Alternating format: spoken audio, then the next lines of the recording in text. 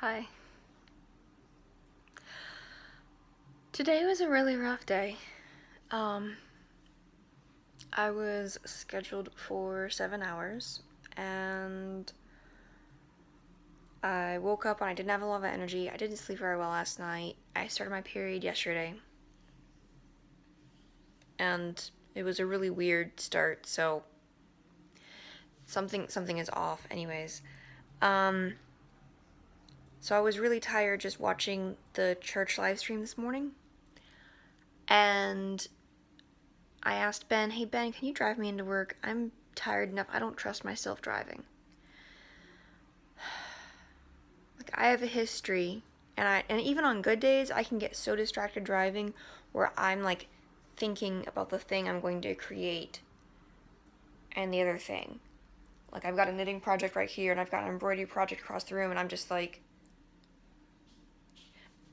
I will do that when I'm driving to the point where I don't even see the road.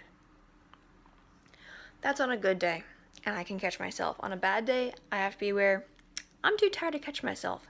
Ben, I need you to drive me to work. So he drove me to work, dropped me off. As I'm putting my things away, I realize I forgot my midday supplements. Um, so I take a batch of vitamins in the morning, anywhere at noon or any time between like noon and 3, and then I take some vitamins right before I go to bed. And I get on the register, which is, that's my role in the store. Is I'm good at the register, I'm good at sales, I'm good at explaining the rewards program, and like, I've started calling myself the rewards program doctor, because if somebody has like 3 accounts and only one of them's good, I will pull out the other ones. I'll put in 5551234 for the phone number, and then it makes it go away. But you have to be like really intentional about figuring out, okay, what's the wrong one and then what's the right one, and then doing it right, and it takes time. And so, because I've been detailed about that, the speed of our line has gone down. Our speed has gotten worse by 20%, so we need to go faster. So I'm kind of self-aware about that. But anyways, I'm really good on the register, and I love connecting with the people, and I love learning their names. I try to learn at least one customer's name every single day.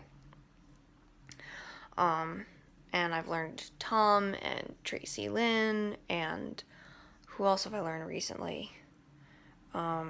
Carrie I learned recently, and I haven't seen Margie in a while. Where is Margie? Margie, where are you, baby? She's not baby. She's great. Anyways, Margie was one of my first people that I knew. And Jody will say hi to me even if I'm not there, so that's cool. Anyways, so I try to learn one person's name every day. And the great thing is that because I learned Jody's name, now he realized he's part of the rewards program, and now he's on a first name basis with Stacy. So it's just one big happy family right there.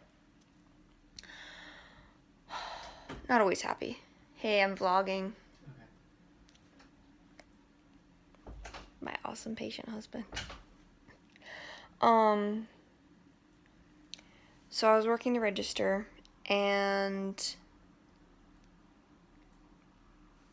I got into ringing, and I said, "Hey, what's your phone number for the rewards program?" So I go to type it in, and I put it in the field for the product number, because I was forgetting to hit F7 to pop up the little field for the rewards program screen. So I see the entire number typed out, and I have to clear it to hit F7, and I ask the number again, I type in the number, and then instead of hitting assign this rewards program profile to this sale, I hit start a new entry, which is the button right over from the assign and continue button. Now you need to realize I do this every single day for 30 hours a week. I have my muscle memory down pat. So then I have to go back from the new customer profile, and I have to ask their phone number for a third time, and then hit the sign and continue. The second time that I found myself doing that, I wanted to cry. Because I realized that I was too tired to work. And there was something else that happened today that I'm not going to explain in detail. But the thing that came to a head that also contributed to me wanting to cry was the confusion of my management team not being on the same page. Now, when a foster child walks into a house, the first question they ask, what are the rules? Rosaria Butterfield wrote a book called The Gospel Comes the House Key, and we were reading through it as a small group before COVID happened, and it's kind of been put on hold, but it's an amazing book. I read, the first chapter will make you cry so much, oh my gosh. And I got tasked with reading the hardest page out loud. It was such an experience. Anyways, but Rosaria Butterfield has adopted a few kids, and whenever she fosters, that child will walk in the house and ask, what are the rules? Because they want to know, how do I avoid getting in trouble? When my manager friend, who I love, walks up to me and has this look on her face of, you did something wrong, and it freaks me out to the point where me, with my burned out adrenals, I start getting a hot flash. That's not a work environment I want to go back to. That's the kind of work environment that gives me anxiety before I go in. And I love my people. If I was in front of them, I would be like, I respect you. I respect all of you so much, but I need you to be on the same page. But this is my vlog, so I'm going to tell you, I love my managers. I love each and every one of them. I love all of my team members. Even when we rub each other the wrong way, and even when sometimes, like, there's teasing that I don't understand.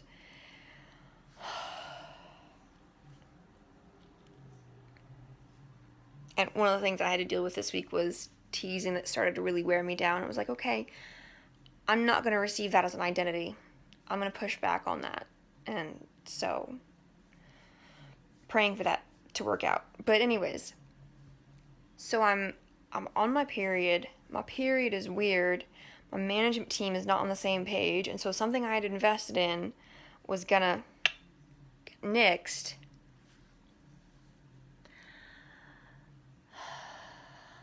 By the grace of God, and I'm at the register, and I start to feel the tears welling up.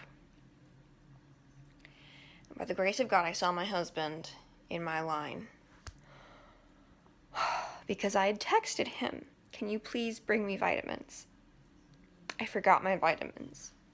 So he walked up to my register. I was like, okay, let me ring up this one more person. You know, he's getting a decorative thing for a birthday present or a Mother's Day present, and he's getting some weed whacker twine. Like, just ring the man up.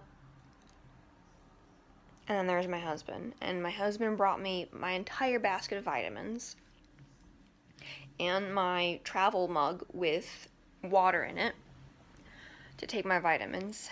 And I stand there and I measure up my vitamins, and I start telling Ben about how I can't ring phone numbers. And it takes me 3 times. And I'm not using normal language. I'm using the because I'm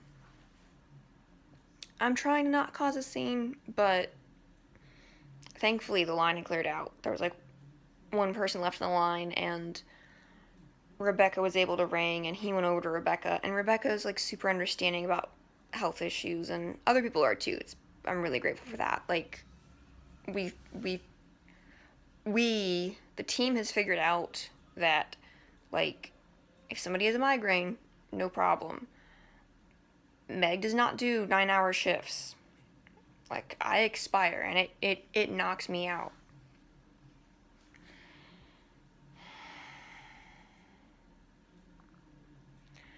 And so I just start crying and hugging Ben and crying. And then Rebecca's like, just take your half. Just take your break. So I walk with Ben to the break room, and my manager's like, are you okay? And I was like, no. And I explained to him the phone number thing. And I make a mention of the thing that got nixed that I really cared about. And he's like, do you need to take a day? I was like, yeah, I need to take a day. And at this point, like, the tears are just streaming down my face. Like, and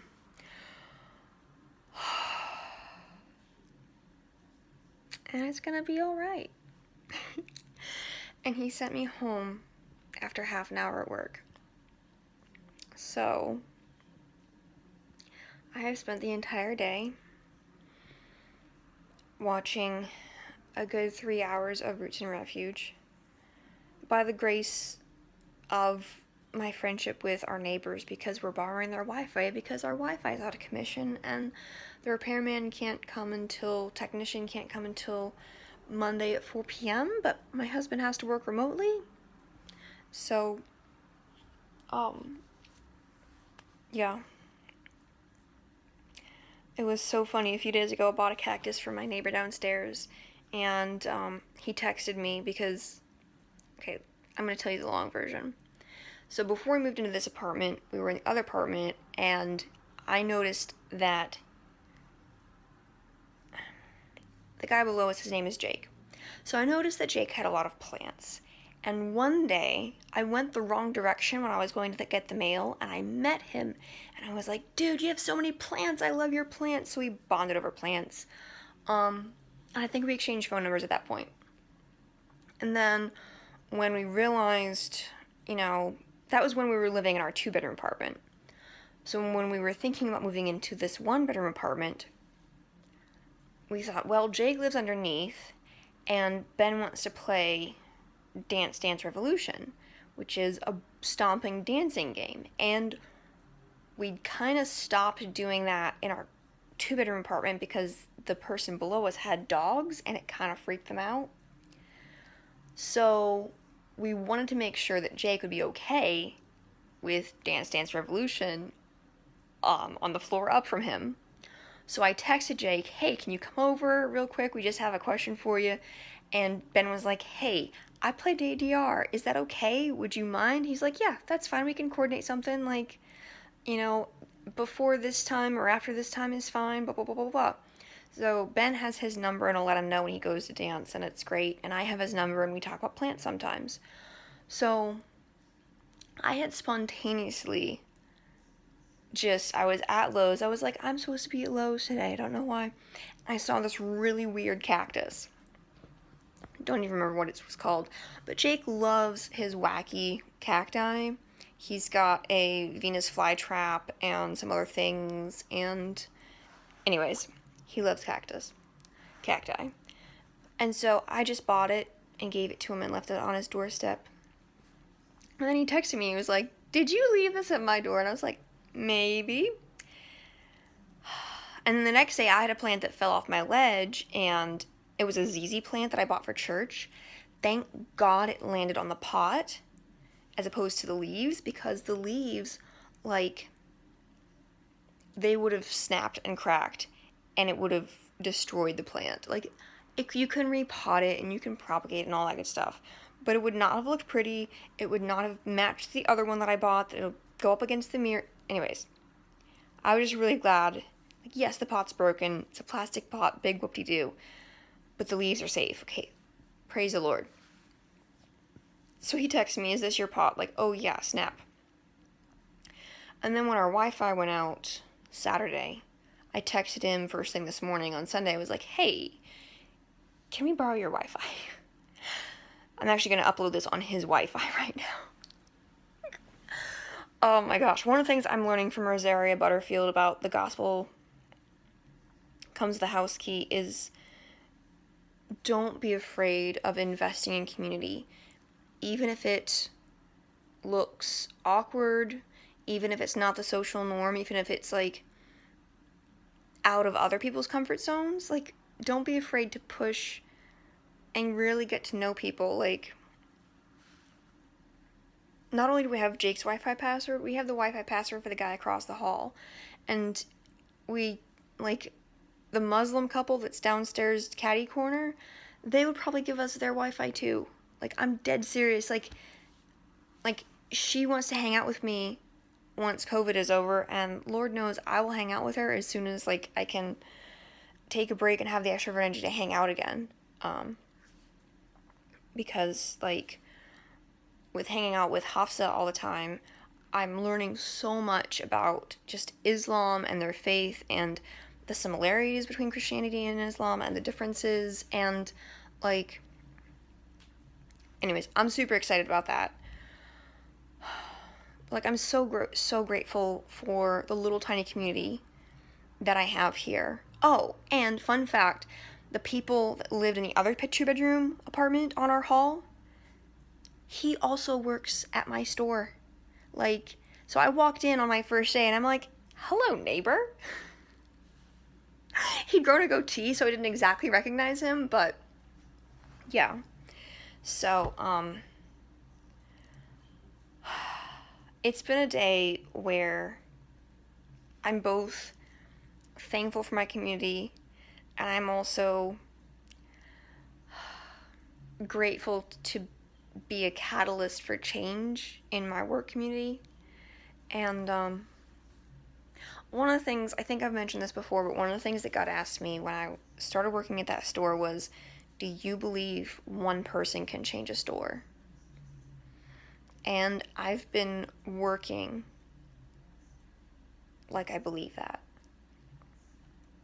And I don't know, like, that I'll ever see the change, but, like, I'm not gonna worry about it. That's the sort of thing that other people tell you after the fact, like, way after the fact. And I thought of something else, but I can't remember what it was. So, oh, this is what I'm crocheting. This looks kind of coral, but it's actually, like, really soft. It's like a pinky coral. It's really nice. So, and it's a Pima cotton. Oh my gosh, the texture is amazing. Love that. So, yeah, that's my day. And, oh, I remembered. So, today was supposed to be, the schedule was not originally like this, but I ended up getting scheduled 9 days in a row. So today was going to be day 6, and then Monday, Tuesday, Wednesday would have been 7, 8, 9. So I'm going to go into work tomorrow, and I pray to God I have more energy. Because Monday next week, I will be driving to my parents' new house and helping them move in. Ben will be coming with me. He has not seen them since the wedding. They have not seen him since the wedding, like, over 1.5 years ago. 2.5 years ago. So I'm really looking forward to my dad and my husband just bonding and connecting and seeing my parents' new place and seeing my grandmother and possibly seeing my aunt and uncle. We'll see. Cousin. So I requested 2 weeks off to go to that, and then it just ended up that was how the schedule worked out beforehand. So, going forward, I will let my manager know when my estrogen is low. Because when the estrogen goes up, I have better immunity and I have better energy. And when the estrogen is low,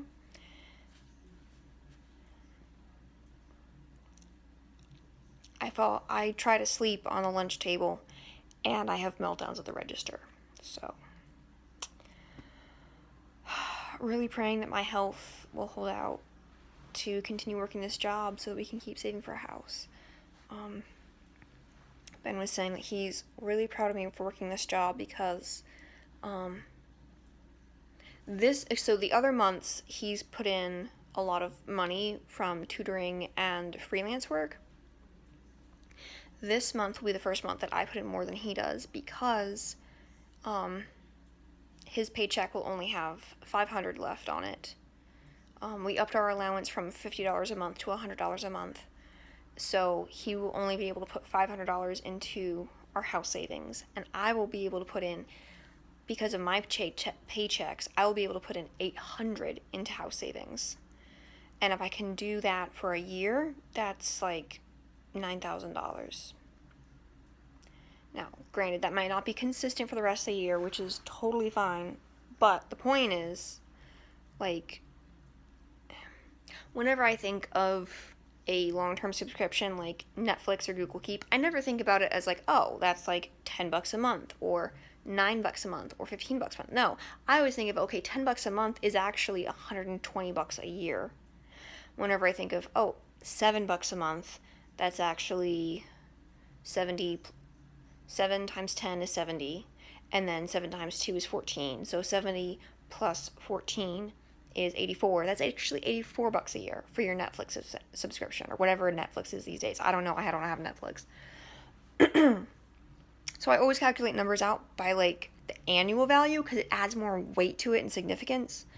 So yeah, we upped our allowance from $50 a month to $100 a month, which is $1,200 a year for each of us. So that's $2,400 for our allowance for the entire year. But that includes eating out for pizza. That includes me being able to buy cacti for Jake. That includes,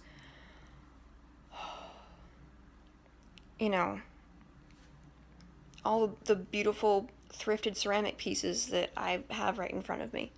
So, and it keeps me motivated when you're working really hard and you're trying to stay focused. It helps to have an extra allowance so you can feel kind of the benefit of having a reward for having worked so hard. So that helps me stay the course for sure. And in the meantime, I'm just going to try and keep my adrenals fed so I don't completely burn out on my husband and my job.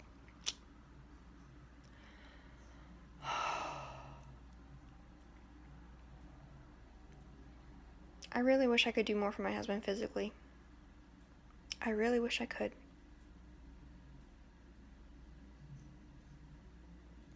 That's the part of high-functioning Spoonie life that doesn't really get talked about. My name is Meg. I love my Jesus, and I believe in living inside out. Now it's your turn. Go live it.